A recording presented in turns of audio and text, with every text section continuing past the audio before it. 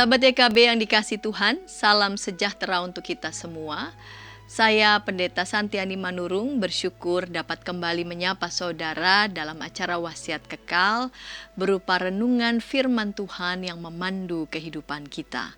Renungan kita pada hari ini, Senin 31 Agustus 2026 ditulis oleh Pendeta Nanang dari GKI Mangga Besar, Jakarta dengan judul Ketika Kita Tersakiti, yang dilandaskan pada Mazmur 83 ayat 1-4 dan dilanjutkan ayat 13-18.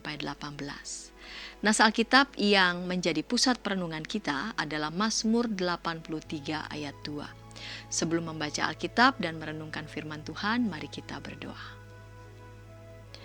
Tuhan, pada hari ini, hari yang baru, kami mau membaca bagian dari Alkitab dan kami mau merenungkan firman-Mu. Kami kiranya boleh diberkati dalam kuasa Roh-Mu yang kudus. Dalam Yesus kami berdoa. Amin. Sahabat, saya akan bacakan untuk kita Mazmur 83 ayat 2. Dengarkanlah firman Tuhan. Ya Allah, janganlah Engkau bungkam, janganlah berdiam diri dan janganlah berpangku tangan, ya Allah. Sahabat, sambil menangis, seorang anak menceritakan kepada ayahnya tentang perlakuan buruk teman-temannya di sekolah. Ia menyebutkan satu persatu nama teman-teman yang merundungnya. Anak itu berharap ayahnya segera membalas perlakuan menyakitkan tersebut. Namun, apakah seorang ayah yang baik akan memenuhi keinginan itu?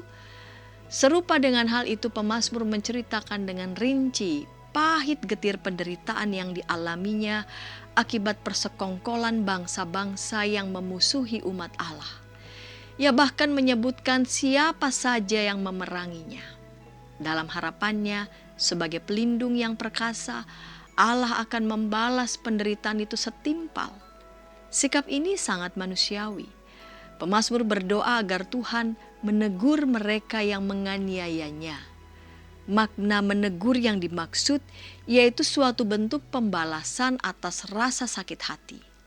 Sahabat, sebagai orang tua yang baik, apakah ketika mendengar pengaduan anak, kita langsung mengambil tindakan keras untuk membalas? Tentu tidak. Orang tua yang bijaksana tidak bertindak reaktif. Sikap diam orang tua bukan berarti tidak mengasihi, melainkan sedang mempertimbangkan cara terbaik. Demikian pula dengan Allah. Diamnya bukan berarti ia tidak peduli, melainkan Allah sedang merancang sesuatu yang baik. Allah pasti mendengar setiap pengaduan kita. Karena itu percayalah dan tetaplah berharap kepadanya, sebab ia akan menolong kita. Mari kita berdoa. Tuhan Allah kami, bantu kami ya Tuhan, ketika kami mengalami pengalaman-pengalaman kami disakiti. Dan ketika pengalaman disakiti itu sungguh-sungguh membawa rasa kecewa dan sakit hati, dan kami mengadu kepada Tuhan. Kami ingin Tuhan segera bertindak. Bantu kami ya Tuhan agar kami tidak mengedepankan ego kami. Karena sesungguhnya ketika kami berdoa kepada Tuhan, doa itu harus mengubah kami. Bantu kami agar dalam ketenangan kami dibantu untuk peka mendengarkan suara Tuhan.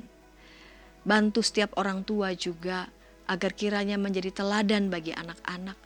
Ketika anak-anak diajar dalam pengalaman kehidupan mengalami berbagai macam hal yang membuat mereka kecewa, bantu juga kiranya orang tua dalam hikmat Tuhan. Agar dengan ketenangan dan kerendahan hati, untuk mempertimbangkan tindakan-tindakan yang dilakukan untuk pertumbuhan yang baik bagi anak-anak.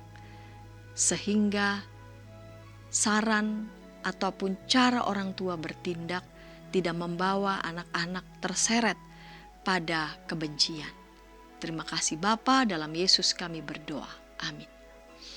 Sahabat, demikian renungan kita hari ini. Jangan lupa subscribe, like, dan bagikan renungan ini kepada sahabat-sahabat kita yang lain. Dan jika ada sahabat YKB TV yang ingin didoakan, mari menyampaikan pokok doa saudara ke nomor 0812-8188-9191, atau saudara juga dapat mengakses website terbaru YKB di www.ykb-media.org. Kami dengan senang hati akan mendoakan saudara. Tuhan Yesus memberkati.